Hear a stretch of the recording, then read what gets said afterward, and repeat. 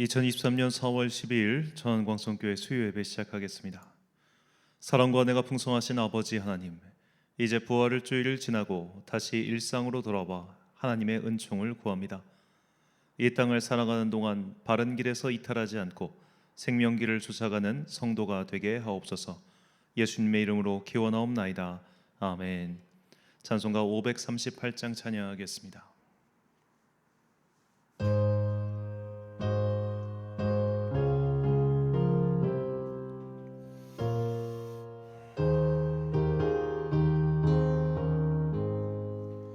죄짐을 지고서 고나가든 내 맘속에 주 영접하며 새 사람 되기를 원하거든 내 구주를 영접하라. 의심을 다 버리고 구주를 영접하라. 맘문 다 열어놓고 내 구주를 영접하라. 되기를 원하거든 내 마음속에 주 영접하며 생명수 마시기 원하거든 내 구주를 영접하라. 의심을 다 버리고 구주를 영접하라. 맘문 다 열어놓고 내 구주를 영접하라. 친구를 원하거든 내 마음속에 주 영접하며 내 맘의 평안을 원하거든 내 구주를 영접하라. 의심을 다 버리고 구주를 영접하라. 맘문 다 열어놓고 내 구주를 영접하라. 즐거운 찬송을 하려거든 내 마음속에 주 영접하며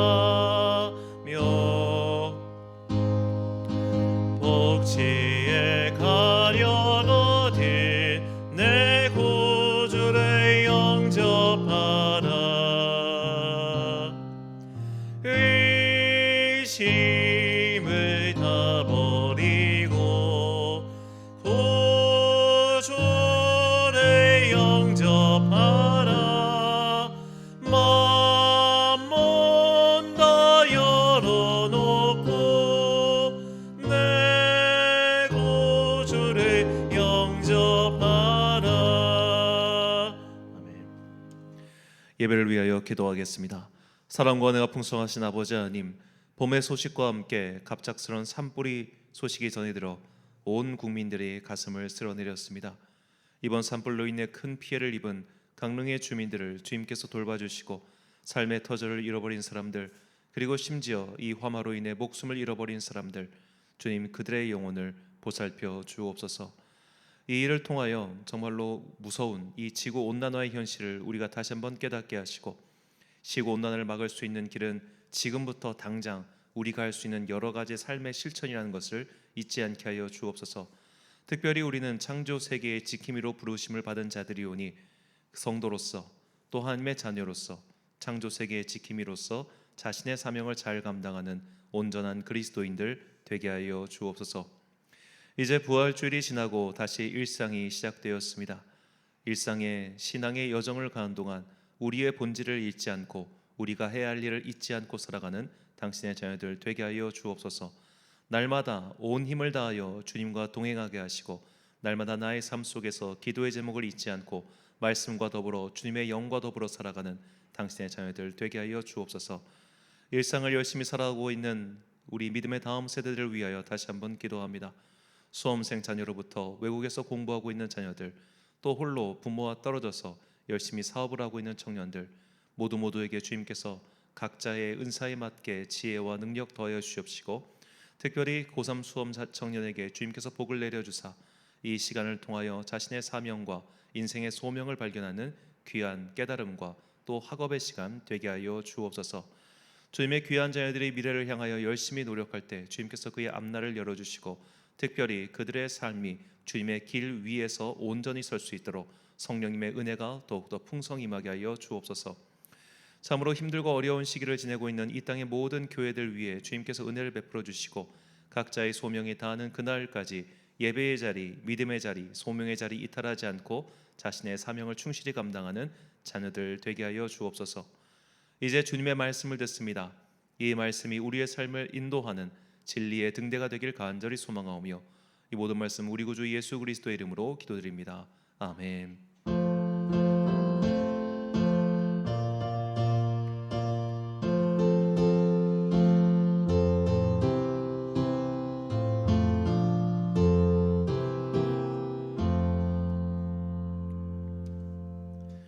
오늘 우리에게 주신 하나님의 말씀, 신약성경 베드로전서 3장 18절부터 22절까지 말씀입니다. 베드로전서 3장 18절부터 22절까지의 말씀, 저와 함께 한 절씩 교독하시겠습니다. 그리스도께서도 단번에 죄를 위하여 죽으사 의인으로서 불의한 자를 대신하셨으니 이는 우리를 하나님 앞으로 인도하려 하심이라. 육체로는 죽임을 당하시고 영으로는 살리심을 받으셨으니 그가 또한 영으로 가서 옥에 있는 영들에게 선포하시니라.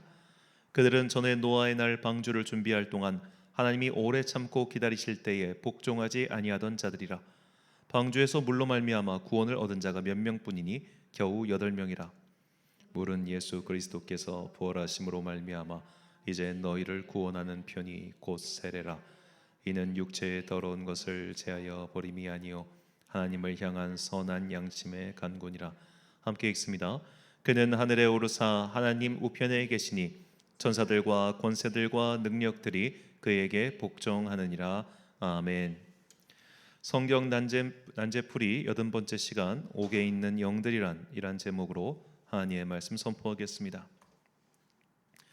앞으로 설교 시간에 다시 한번 자세히 다룰 기회가 있겠습니다만, 최근에 이제 유럽 교회가 이 부동산 매물로 엄청나게 쏟아져 나오고 있다고 합니다. 이제 유럽 각국마다 조금씩 상황이 다르지만 유럽은 기본적으로 500년 이하인 교회는 이 문화재로 지정해주지 않는다고 합니다. 기본 한 800년쯤 돼야 겨우 문화재로 지정해 줄까 말까 하다고 해요.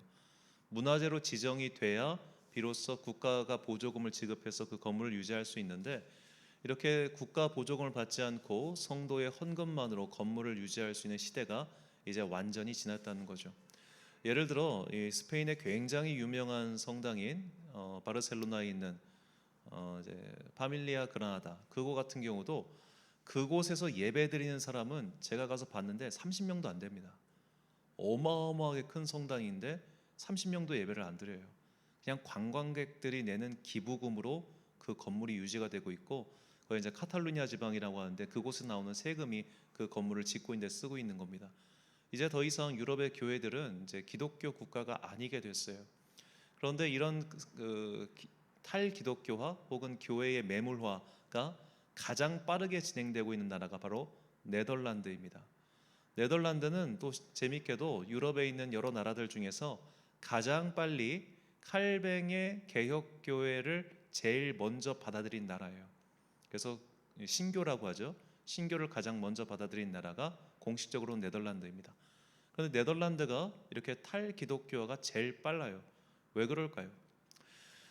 제가 생각하기에는 바로 이 칼뱅파 기독교회의 당시 신학 때문입니다. 현대 네덜란드는 현대 개신교 신학 중에서도 가장 리버럴, 소위 말해 가장 자유주의 신학입니다.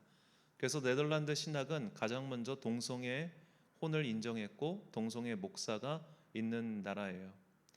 자, 이렇게 사람들의 욕망을 따라서 진리를 왜곡하거나 사람들의 욕망에 충족시키는 방향으로 교회가 운영되기 시작하면 그 몰락이 제일 급속합니다. 참 재밌죠? 사람들이 원해서 그렇게 사람들이 원하는 거라면 더 많은 사람들이 몰려올 것 같은데 정작 사람들이 원하는 식으로 진리를 틀어버리는 순간 그 교회의 망함이 급속하다는 거예요. 자, 오늘 우리가 살펴볼 것도 이와 유사합니다. 사람들의 욕망이 투영되어 그 욕망에 따라서 성경 말씀을 곡해하거나 그 욕망의 프리즘에서 성경 말씀을 해석하면 그 나오는 결과값이 결코 좋지 않다는 것을 오늘 본문에 나오는 이 역사의 긴 과정을 통해서 우리가 배울 수 있습니다. 오늘 좀 내용이 방대한데, 자, 먼저 이 전 세계에 흩어져 있는 이 기독교회는 크게 세 개의 분파가 있다는 걸 우리가 이해해야 됩니다. 로마 가톨릭이 있고요, 그리고 개신교회가 있고 정교회라고 있습니다. 자, 이 로마 가톨릭, 개신교, 정교회 이 세 개의 교단의 가장 큰 차이점이 뭐냐면 바로 언어예요. 로마 가톨릭은 라틴어를 중심으로 하고 정교회는 헬라어를 중심으로 하고 개신교회는 자국어를 중심으로 합니다. 자, 이 세 개에 따라서 그들이 사용하는 성경에 약간씩의 차이가 있습니다.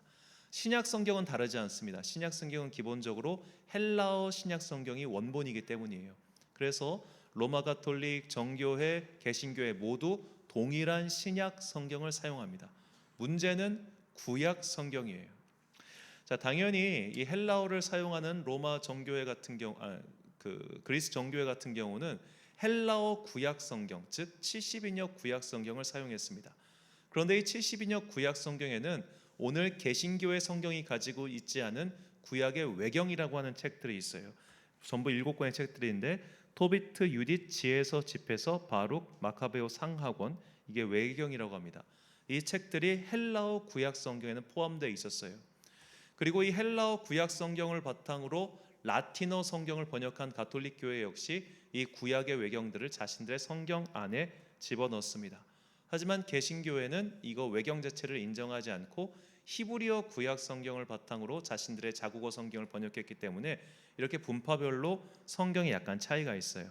그래서 가톨릭과 정교회는 외경을 포함하고 있고 개신교회는 외경을 제외하고 있습니다.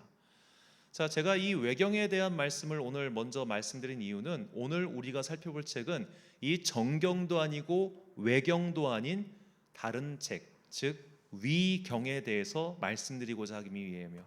자, 위경이라고 하는 것은 이렇게 정경이 결정되기 전에 초기 기독교 공동체 안에서 널리 읽혀지던 책들을 가리킵니다. 그래서 이것은 만들어진 시기가 굉장히 다양해요. 아마도 알렉산더의 헬라 제국이 팔레스타인 전체를 점령하면서 이 그리스 로마의 문화가 이 팔레스타인 안에 들어왔단 말입니다. 그러니까 세계관이 결합되기 시작한 거죠. 그런 세계관이 결합하면서 이쪽 그리스 로마의 세계관이 유대교 안에 들어오게 되고 그러면서 민간에서 다양한 책들이 만들어지기 시작해요. 그런 책들 중 하나 중에 굉장히 유명한, 아마도 예수님 당시의 사도들도 한 번 이상은 읽어봤을 책이 바로 에녹서입니다. 자, 이 에녹서 같은 경우는 가장 유명한 내용이 바로 천국과 천사에 대한 기록이에요. 우리가 널리 알고 있는 천사들의 이름이 다 여기서 나옵니다. 성경에는 천사 이름이 딱 2개밖에 나오지 않아요. 미가엘과 가브리엘. 근데 뭐 라파엘이다 뭐다 이런 이름들이 전부 여기 에녹서에 나옵니다. 이 에녹서가 당시에 굉장히 널리 대중들에게 유통되고 있던 대표적인 위경이죠.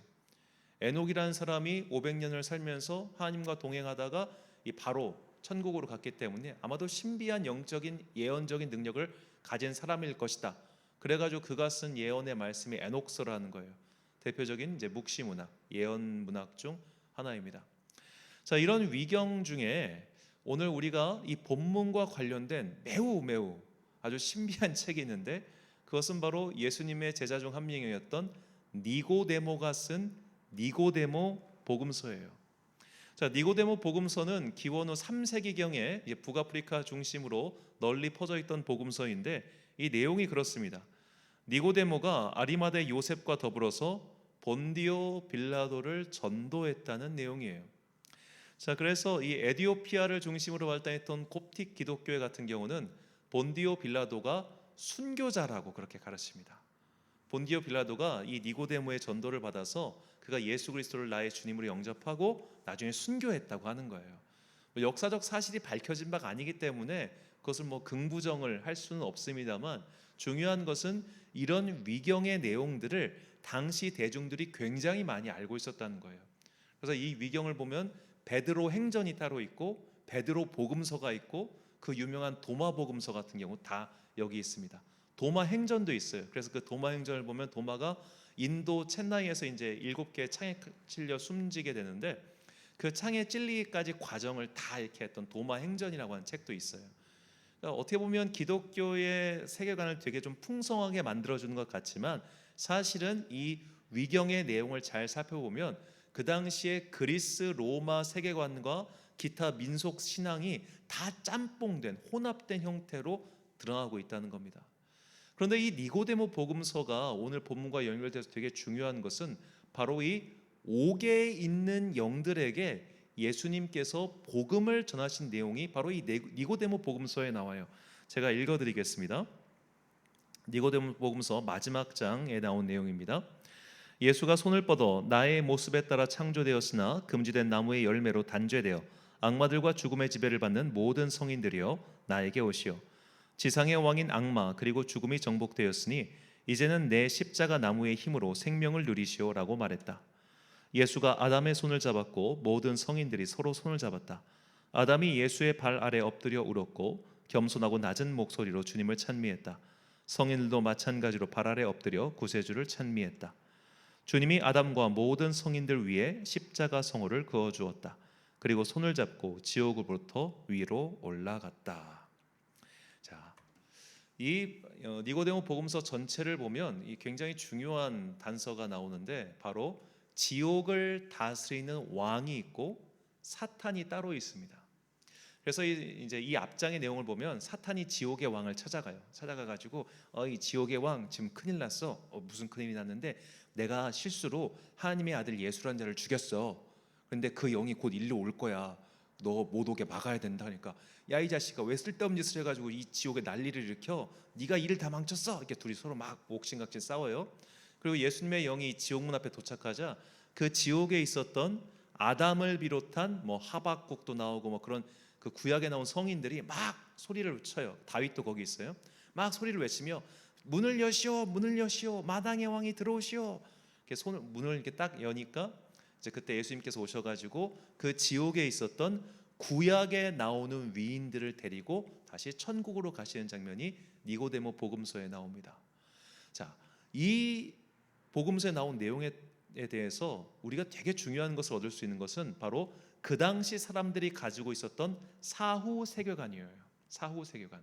자, 지옥의 왕 어디서 많이 들어본 것 같지 않습니까? 바로 그 지옥의 왕이란 그리스 로마의 신화에 나오는 하데스와 똑같은 모습이에요. 자, 구약 성경에 보면 우리가 스올이라고 하는 세계가 등장해요. 스올은 어떻게 보면 이제 천국도 아닌 지옥도 아닌 그저 저승 세계라고 생각하는 것이 가장 해석에 도움이 될 겁니다. 자, 이런 저승 세계가 있고 저승 세계 옛날 말은 명부라고 하죠. 이런 명부를 다스리는 왕, 명부를 다스리는 신적인 존재가 있었던 거예요. 이게 또 에녹서를 보면 타락한 천사들이 그리로 내려가서 그것을 지키고 있다 그렇게 이야기를 합니다. 자, 그런 식으로 다신론적 세계관이 이 기독교 공동체 안에서 묘하게 짬뽕돼 가지고 자기들의 모습으로 탈바꿈된 거예요. 그래서 지옥의 왕과 사탄이 별개의 존재로서 나타나고 그 지옥의 왕이 예수의 영에 져가지고 그 옥에 있는 영들을 풀어주는 과정이 나옵니다. 그럼 이 사람들은 왜 옥에 들어가 있었는가? 이 구약의 위인들은 아직 예수님의 복음이 오지 않았잖아요. 그러니까 천국은 오직 예수 그리스도의 영을 통해서만 갈 수 있는데 아직 예수님의 영을 영접하지 못한 사람들, 예수님의 복음을 듣지 못하고 죽은 사람들은 비록 하나님의 뜻에 따라 선하게 살았지만 예수의 복음을 듣지 못했기 때문에 이렇게 저승세계 안에 갇혀 있었던 거예요. 그 영들을 위해서 주님께서 내려가셨다가 니고데모 복음서의 내용이며, 바로 이런 내용이 오늘 본문에 나오는 내용과 딱 합치된다는 겁니다. 본문 19절과 20절 상반절 말씀, 그가 또한 영으로 가서 옥에 있는 영들에게 선포하시니라. 그들은 전에 노아의 날 방주를 준비할 동안 하나님이 오래 참고 기다리실 때에 복종하지 아니하던 자들이라. 자, 이 옥에 있는 영들, 이 옥에 있는 영들이 바로 이렇게 저승세계 중간 단계에 갇혀 있었던, 예수의 복음을 듣지 못했기 때문에 천국으로 가지 못한 사람들이라는 겁니다. 자, 이것이 당시 원시 기독교 사회에 널리 퍼져 있었던 사후 세계관이었어요. 즉 저승이라고 하는, 스올이라고 하는 중간 단계가 있고, 이 중간 단계에서 예수의 복음을 들어야만 비로소 하나님 나라, 하나님 곁으로 갈 수 있다. 자, 이 사상이 중세 스콜라 신학을 만나서 아주 체계적으로 구체적으로 발전하게 됩니다. 이것이 우리가 잘 알고 있는 바로 연옥의 세계관이죠. 자, 연옥이라고 하는 것은 되게 이름을 좀 무섭게 짓다 보니까 이게 지옥인가 아닌가라고 생각할 수 있겠지만, 바로 그냥 저승세계라고 생각하면 됩니다. 사실 이 모습의 원형이 아까 말씀드린 그리스 로마 신화에 나오는 하데스가 다스리는 땅 저승세계예요. 우리가 그리스 로마 신화를 보면 이제 그 가장 유명한 이야기가, 이름이 생각이 안 나는데, 그 하프타 오르페우스가 자기의 아내가 이제 저승 죽으니까 너무 슬퍼가지고 하데스를 찾아가요. 그래서 내가 연주를 들려줄 테니 나의 아내를 풀어줘라고 하는 장면이 나온단 말입니다. 그래서 이제 스틱스 강이라고 하는 저승세계 강을 건너가는 그런 장면들이 쭉 나오는데, 자, 거기서 당시 사람들이 생각할 때 저승세계는 그냥 죽은 영들이 머무르는 공간인 거예요. 죽은 영들이 머무르는 공간, 막 불이 있고 심판이 있고 벌이 있고, 물론 그런 지옥 같은 공간도 있지만 대부분의 사람들은 그냥 평범하게 저승세계에서 영으로서 존재하면서 살고 있었다. 이렇게 그리스 로마 사람들은 생각하고 있었단 말이에요. 특별한 영웅들이나 이 올림푸스 신들이 주는 그 넥타르라고 하는 음료를 마셔서 구원을 받는 거지, 대다수의 사람들은 그렇게 저승세계에서 영으로 살고 있었다. 그들은 그렇게 생각했어요.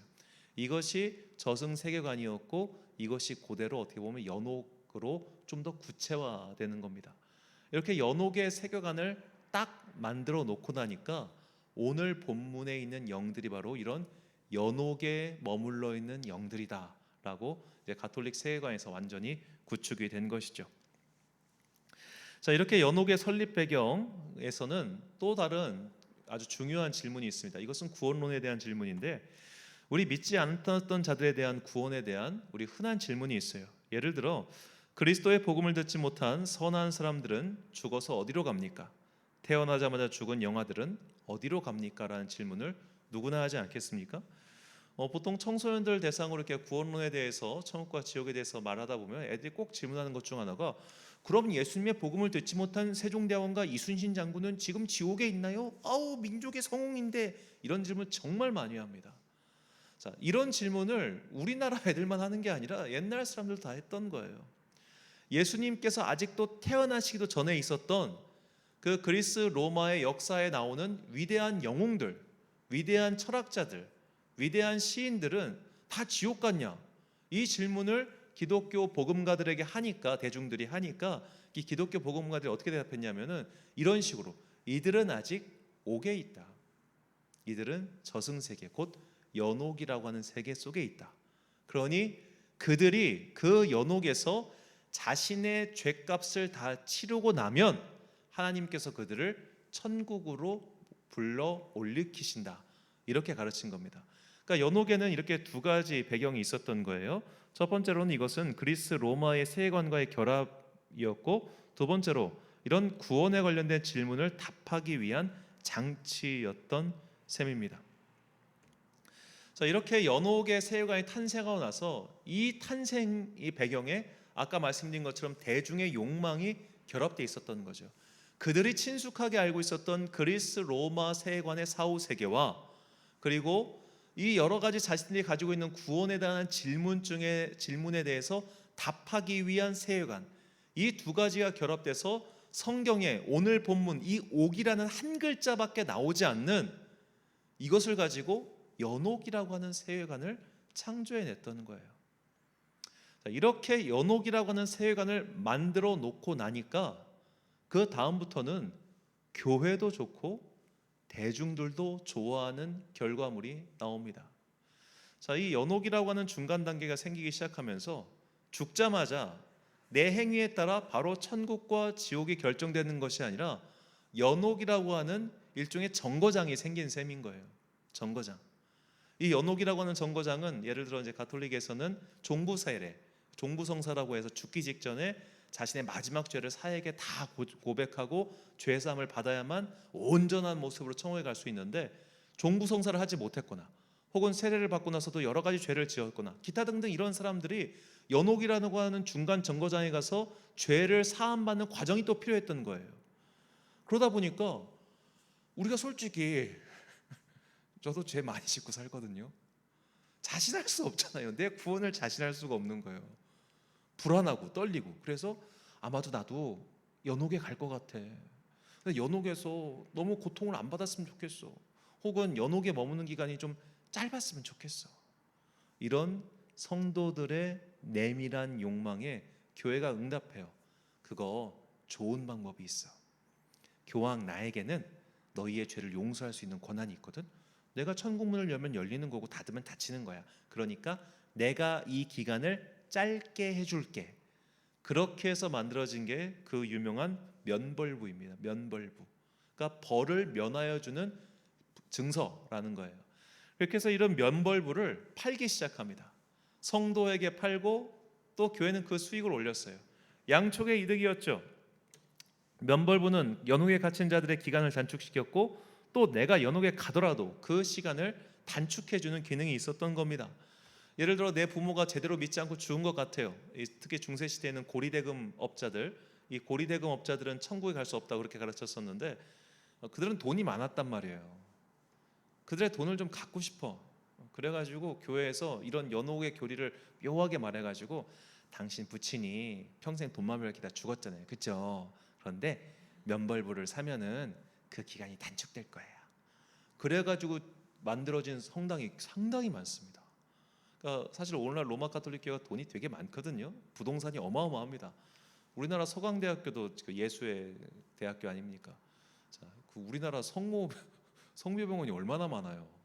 자, 그런 어마어마한 부동산을 비축할 수 있게 된 계기가 바로 이 연옥 때문이었어요. 이 연옥을 만들어 놓으니 성도는 돈으로 쉽게 구원의 기간을 단축할 수 있고 교회는 쉽게 돈을 벌 수 있는 상부상조, 누이 좋고 매부 좋은 그 구조가 만들어진 거예요.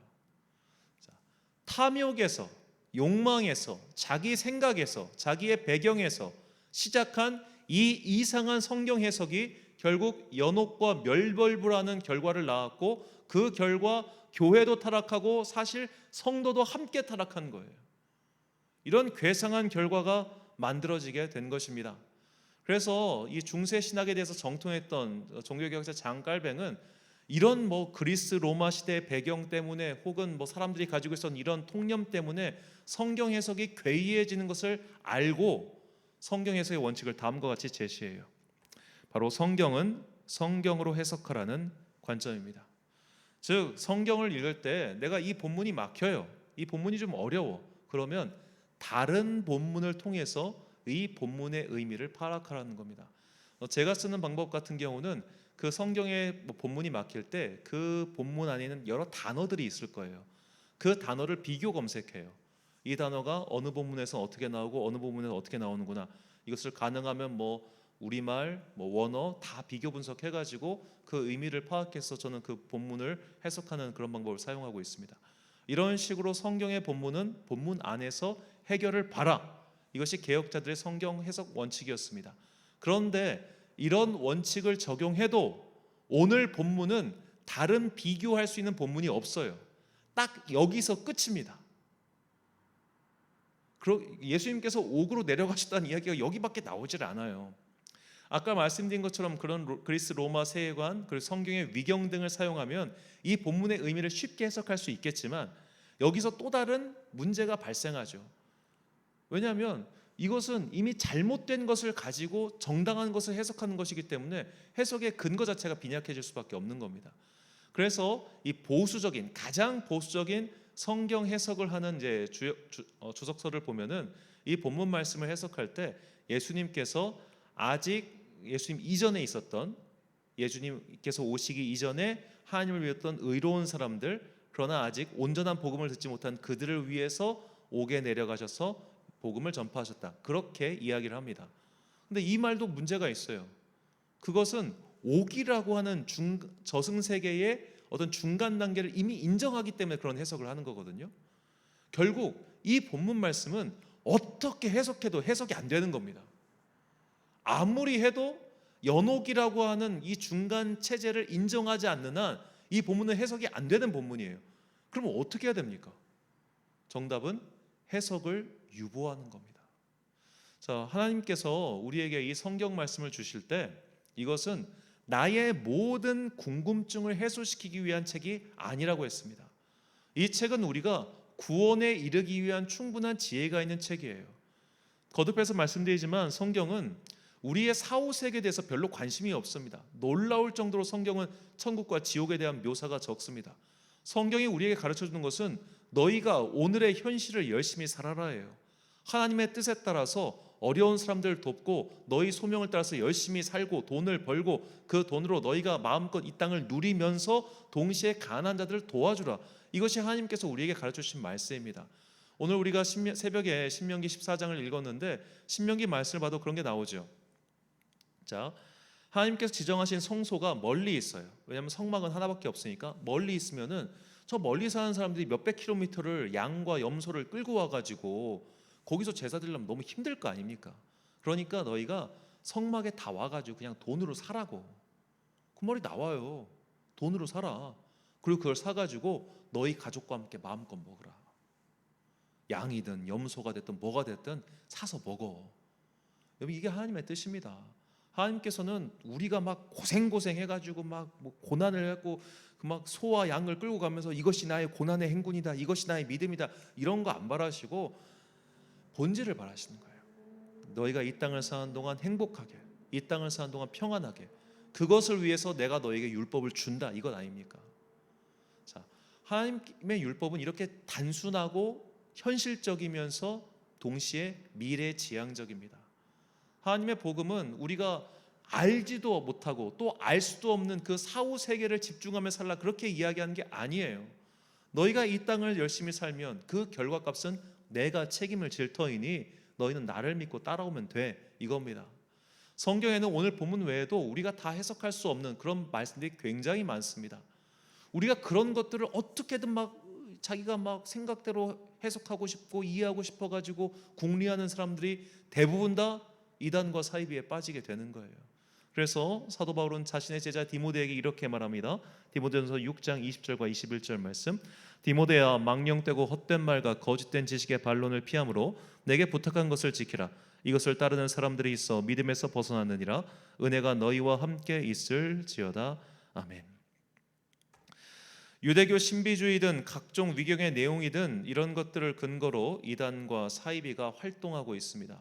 또는 이 정통교회 목사님들 중에서도 이런 영적인 세계에 너무 함몰되신 바람에 이 에녹서에 나오는 내용을 고스란히 막 가르치는 분들도 계세요.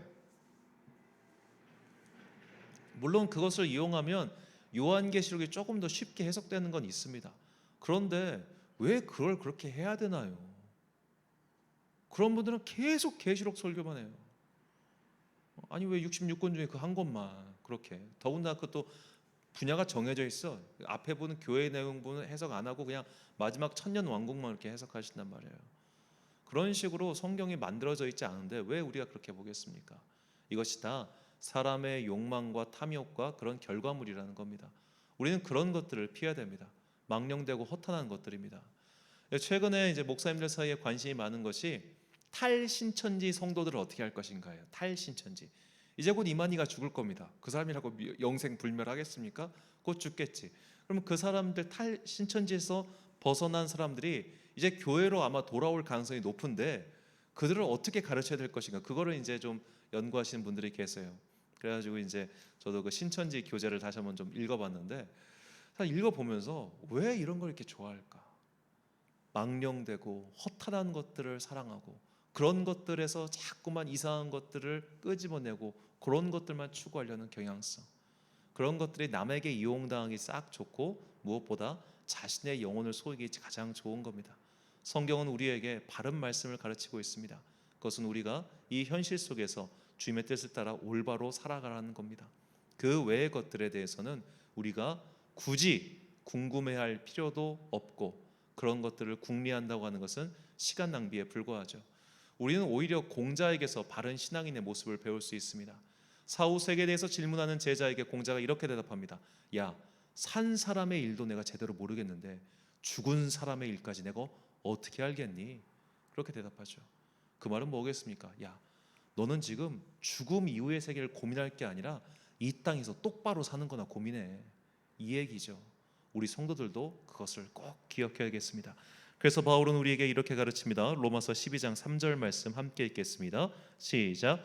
내게 주신 은혜로 말미암아 너희 각 사람에게 말하오니 마땅히 생각할 그 이상의 생각을 품지 말고 오직 하나님께서 각 사람에게 나누어 주신 믿음의 분량대로 지혜롭게 생각하라. 아멘. 사랑하는 천안 광성교회 성도 여러분, 그리고 이 예배를 함께 드리고 계신 귀한 주님의 자녀 여러분, 우리 주님께서는 구원에 이르는 충분한 지혜를 당신의 계시의 말씀인 성경에 담아 주셨습니다. 성경을 해석할 때 우리는 성경의 다른 본문을 비교하면서 해석해야 됩니다.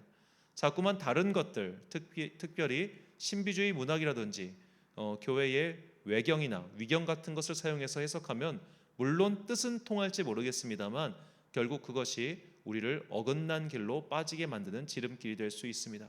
그러므로 성경 말씀이 맡길 때는 다른 성경 말씀을 통해서 해석을 궁구해 보시고, 그렇게 되지 않는 것에 대해서는 그냥 덮으십시오. 그 문제는 지금 내가 풀 수 없는 문제입니다. 어리석은 학생은 시험 시간 다 끝나갈 때까지 지가 모르는 문제 계속 붙잡고 있어요. 아는 거 먼저 풀어놓고 시간이 남으면 모르는 거 푸는 게 현명한 사람인 겁니다.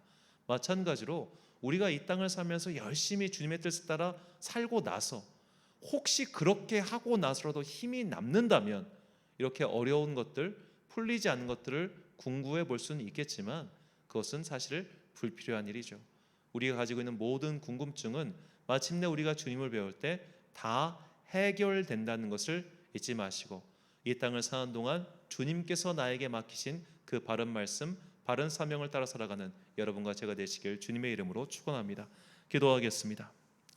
사랑과 은혜가 풍성하신 아버지 하나님, 허탄하고 망령된 신화에 빠진 사람들은 그 망령된 신화에 따라 괴이한 결과물을 창조해냈고 그 괴이한 결과물로 인해 자신의 영혼까지 다시 상해버리는 어리석음이 반복되었음을 깨닫게 하시니 감사합니다. 우리가 가지고 있는 헛된 욕망, 헛된 생각, 그런 것들로 성경을 대하기 시작하면 성경 말씀이 일그러지고 그 결과값이 결국 우리를 해하게 된다는 것을 이제 잊지 않게 하여 주옵소서. 오직 성경을 다른 성경의 말씀을 통해서 바르게 해석하고 또 그렇게 되지 않게 됐을 때 더 이상 아무리 생각해도 답이 나오지 않을 때는 그것을 조용히 덮는 지혜로운 사람, 성숙한 성도 되게 하여 주옵소서. 이렇게 우리가 믿음의 길에서 온전하지 이탈하지 않고 하나님께서 우리에게 보여주신 바른 길을 온전히 따라갈 때 마침내 주님을 배우는 날에 우리의 모든 궁금증은 풀리게 될 것을 믿습니다. 그 날을 바라보며 이 땅을 사는 동안 현실적으로 이 땅에서 내가 부름받은 그 사명을 잘 감당하는 주의 거룩한 자녀들 되게 하여 주옵소서. 이 모든 말씀 우리를 위하여 이 땅에 내려오시고 이 땅에서 십자가에 달려 돌아가신 예수 그리스도의 이름으로 기도드립니다. 아멘. 찬송가 521장 찬양하겠습니다.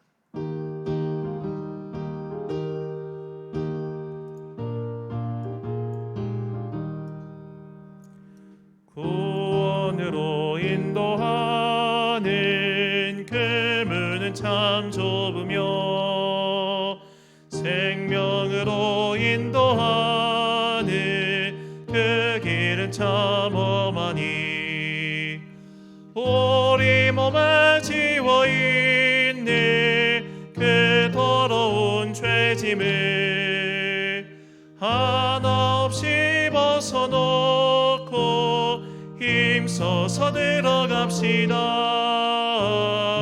구원으로 인도하니 그 좁은 문 들어가 영생으로 인도하니 그 생명길 갑시다. 세상에 많은 사람 큰 문으로 들어가 넓은 길로 갈지라도 멸망으로 끝나니 세상 헛된 부귀영화 모두 내어버리고 주의 말씀 순종하여 그 생명길로 갑시다. 구원으로 인도하니 그 좁은 문 들어가 영생으로 인도하니 그 생명길 갑시다. 문 열렸으니 주의 공로 힘입어 주저 말고 들어가서 생명길로 갑시다. 구원의 문 닫힌 후에 들어가고 싶으나 한 번 닫힌 구원의 문 또 열려지지 않으리. 구원으로 인도하니 그 좁은 문 들어가 영생으로 인도하니 그 생명길 갑시다. 주께 도문하심으로 수요일 예배 마치겠습니다. 하늘에 계신 우리 아버지, 아버지의 이름을 거룩하게 하시며 아버지의 나라가 오게 하시며 아버지의 뜻이 하늘에서와 같이 땅에서도 이루어지게 하소서. 오늘 우리에게 일용할 양식을 주시고 우리가 우리에게 잘못한 사람을 용서하여 준 것 같이 우리 죄를 용서하여 주시고 우리를 시험에 빠지지 않게 하시고 악에서 구하소서. 나라와 권능과 영광이 영원히 아버지의 것입니다. 아멘.